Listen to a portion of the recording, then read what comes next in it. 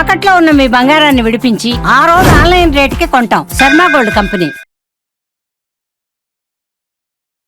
అందరికీ నమస్కారం. నా పేరు మాధురి. మీరు చూస్తుంది సుమన్ టీవీ నెట్వర్క్. మనలో చాలా మందికి ఏ పని ప్రారంభించాలన్నా ఆ రోజు వారి యొక్క రాశి ఫలితాలు చూసుకుని దానికి తగ్గట్టుగా కనుక మనం ప్రయత్నించి చూసామంటే అది సక్సెస్ అవుతుందని అందరూ నమ్ముతూ ఉంటారు. అయితే విశ్వావసునామ సంవత్సరం తర్వాత చైత్రమాసం, మరి చైత్రమాసంలో ఎలా ఉండబోతుంది అనే దానికంటే ప్రతి ఒక్కరికి అర్థమయ్యేటట్టుగా ఇలాగా మాస ఫలితాలు అందరికీ అర్థమవుతాయి కాబట్టి ఇంగ్లీష్ మాస ఫలితాల ప్రకారంగా అంటే ఏప్రిల్ మాసంలో ప్రతి ఒక్క రాశి వారికి అంటే 12 రాశుల వారికి ఎలా ఉండబోతుంది, ఎలాంటి జాగ్రత్తలు తీసుకోవాలి, ఎలాంటి పరిహారాలు చేసుకోవాలి అన్న విషయాలు మనకి తెలియజేయడానికి మనతో పాటు ఉన్నారు ప్రముఖ జ్యోతిష్య పండితులు గురుస్వామి రాజన్ నంబూద్రి గారు. నమస్కారం గురుగారు. నమస్కారం అమ్మా. గురుగారు, ఇక తుల రాశి వారికి ఏప్రిల్ మాసంలో ఎలా ఉండబోతుంది అంటారు? ముందుగా సింహ గణపతి దేవతాభ్య నమః. చూసేవంటి వీక్షకులకు నమస్కారం. అందరికీ మంచి జరగాలి. వాస్తవానికి తులారాశి వారికి కూడా చాలా వరకు అదృష్టం అనేది బాగా కలిసి వస్తుందండి. ఎందుకంటే వాళ్ళు హ్యాపీగా నిద్రపోవచ్చు. ఎక్కడి నుంచి ఎలాంటి సంపద వస్తుందో తెలియదు. అపురూపమైనటువంటి సంపద రావడానికి మంచి అవకాశం అనేది కనపడతా ఉంది. సో ఒకటి లాభము 11, నష్టము 8 ఉంది, రాజపూజితం కూడా 11 ఉంది, అవమానం 3 ఉంది. కాబట్టి అన్ని విధాల్లో కూడా వీళ్ళకి సక్సెస్ఫుల్గా ఉంది. సో 2034 వరకు కూడాను తులారాశి వాళ్ళు వెనక చూసే అవసరమే లేదు. అంతటి అద్భుతమైన అదృష్టం రావడానికి ఆస్కారం అనేది కనపడుతుంది. ఇంకా ఆడవాళ్ళకి ఎలా ఉండబోతుంది అంటారు? సేమ్ ఇంకా మహిళలు కూడా అదే విధానమైనటువంటి లాభదాయకంగా ఉంటుంది. పురుషులకు ఏ విధానంగా ఉంటుందో మహిళలకు కూడా అదే విధానంగా వెనుక చూసే అవసరమే లేదు. వాళ్ళకు కూడా అదే విధానమైనటువంటి యోగదాయకం కనపడుతుంది. కాబట్టి అద్భుతమైనటువంటి దిగ్విజయం కలగడానికి అవకాశం అనేది కనపడుతుంది. వీళ్ళు ఇంకా ఈ యొక్క షష్ఠకూటమి వల్ల కొద్దిగా అష్టమి దోషం అని ఉంటుంది. ఛాయ ప్రభావం అనేది కనపడుతూ ఉంటుంది. కాబట్టి ఇది చాలా ఏళ్ళ తర్వాత ఇలా రావటం అనేది జరుగుతుంది. అరుదుగా ఎప్పుడు కూడా ఉగాది రోజు ఇలాంటివి రావు. చాలా వరకు చాలా ఏళ్ళకు వస్తూ ఉంటుంది. కాబట్టి ఇటువంటిది ఈ సమయంలో రావటం వల్ల భయాందోళన కలుగుతుందా, భయపడిపోతున్నారా, అటువంటి ఏది లేదు. తులారాశి వారికి దిగ్విజయమైనటువంటి సంపద, ఐశ్వర్యము ఎలా వస్తుంది, ఎక్కడి నుంచి వస్తుంది, ఏం చేస్తుంది అనేది మనకు తెలియదు. అద్భుతమైనటువంటి సంపద రావడానికి ఆస్కారం అయితే కనపడుతుంది. వీళ్ళకి ప్రత్యేకమైనటువంటి ఆరాధన లక్ష్మీదేవి ఆరాధన. ఈ లక్ష్మీదేవి ఆరాధన వల్ల విశేషమైనటువంటి ఫలితం రావడానికి, విశేషమైనటువంటి కైంగర్యం రావడానికి జరుగుతుంది.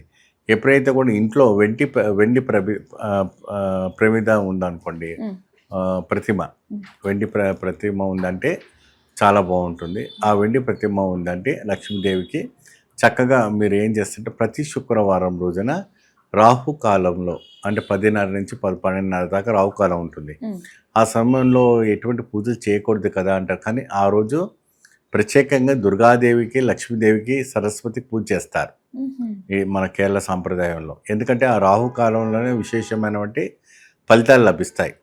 సో ఈ తులారాశి వాళ్ళు ఆ రోజున లక్ష్మీదేవి అష్టకం కానీ, లక్ష్మీదేవి ఒక నామం కానీ, లేదంటే కనకదార సూత్రం కానీ అలాంటివి చదువుకుంటూ చక్కగా ఆరాధన చేసుకుంటే మంచి ఫలితం రావడానికి ఆస్కారం అనేది కనపడుతుంది.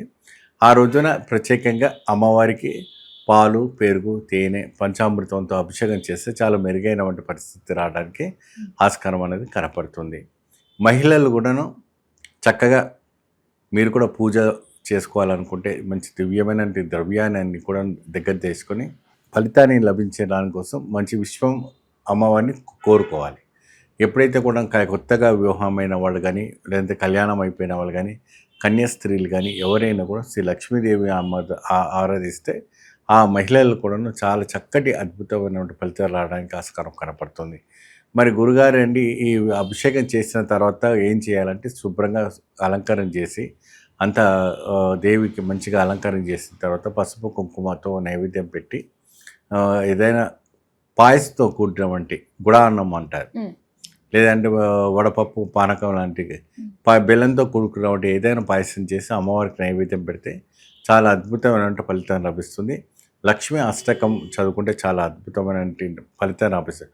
ఓం నమో నమస్తుతే మహామాయే సిరిపీఠే సురపూజితే శంఖచక్ర గదాహస్తే మహాలక్ష్మి నమస్తుతే. ఇటువంటి నామాలతో అమ్మవారిని ఆరాధిస్తే చాలా మంచి మెరుగైనటువంటి మహిళలు కానీ పురుషులకు కానీ మంచి ఫలితం రావడానికి ఆస్కారం కనపడుతుంది. ఇప్పుడు అంతా కూడా పరీక్షలు టైం, ఎగ్జామ్స్ టైమ్స్ నడుస్తూ ఉంది. మా టెన్షన్స్, మేము పాస్ అవుతామా ఫెయిల్ అవుతామా అనేసి పిల్లలంతా విద్యార్థులంతా కూడా బాగా బాధపడుతూ ఉంటుంటారు. ఇటువంటి కూడా బాధపడడానికి ఆస్కారం భయపడడం లేదు. అందరూ బ్రహ్మాండంగా పాస్ అవుతారు. అంటే మొత్తం అన్ని రంగాల్లో ఉన్న వాళ్ళకి తులారాశి వాళ్ళకి చాలా బాగుండబోతుంది. చాలా బాగుండబోతుంది. అది పూర్వజన్మం చేసుకుని సుకృతం అనుకోవచ్చు, మరి ఆ భగవంతుడు ఇచ్చినటువంటి వరేమో అనుకోవచ్చు. అలానే లక్ష్మీదేవి పూజ చేయాలి. మీరు ఇంత కాన్ఫిడెంట్ గా చెప్తున్నారు. తులారాశి వాళ్ళకి అసలు మామూలుగా లేదు, ఎక్కడో ఉండుంటారు అని చెప్పేసి. అయితే కొన్ని సార్లు మనకి బాగుంది కదా అని చెప్పేసి మనం ఏదైనా డెసిషన్స్ తీసుకోవాలి అనుకున్నప్పుడు ఇది మనకు బాగుంది కదా, మనకి రైట్ అయిపోతుంది, అంతా బాగుంటుంది అనుకుంటూ ఉంటాం. అలాంటప్పుడు కొద్దిగా ఏంటంటే పెద్దవాళ్ళ తరపు నుంచి వాళ్ళ సజెషన్స్ తీసుకుంటే మంచిది, ఆలోచించి చెయ్యాలి అన్నది కూడా ఇంపార్టెంటే అయి ఉంటుంది కదండి. అవుతుందమ్మా, అటువంటివి కూడా జరుగుతాయి. ఏదైనా బిజినెస్ పెట్టుకోవాలనుకున్నా, ఇంకేదైనా వ్యాపారం చేయాలనుకున్నా, ఇంకేదైనా చేయాలనుకున్నా కూడా పెద్దవాళ్ళని ఏదైనా చేసుకుంటే వాళ్ళు ఏమైనా అడ్డుపడడానికి అవకాశం కనపడుతుంటుంది. సో ఎటువంటి కూడా భయపడే విషయం లేదు. మీరు ముందు అడుగు వేయండి, మీ వెంట భగవంతుడు ఎప్పుడు ఉంటాడు. సో ఓవరాల్గా అయితే చాలా బాగుంది. చాలా బాగుంది. వీళ్ళ ఆలోచన స్థితి బాగుంటుంది, వీళ్ళకి వచ్చే సంపద సిరి సంపదలు కూడా బాగుంటుంది, చాలా బాగుంటుంది. ఇంకా ఉద్యోగస్తుల్లో కూడా చాలా వరకు మెరుగైనటువంటి పరిస్థితి రావడానికి ఆస్కారం కనపడుతుంది. తులారాశి వారికి ఎటువంటి భయపడే విషయం లేదు. ఎవరు ఎన్ని రకాలు చెప్పి కొంతమంది రకరకాలుగా భయపడిపిస్తుంటారు. సో భయపడే విషయం ఏం లేదు. చాలా అరుదుగా చాలా చక్కగా బాగుంది. ఓకే, చాలా బాగుంది గురుగారు. తులారాశి వారికి చాలా బాగుంటుంది అన్న మంచి విషయాలు తెలియజేసినందుకు, చక్కటి చిన్న చిన్న పరిహారాలు తెలియజేసినందుకు ధన్యవాదాలు. నమస్తే.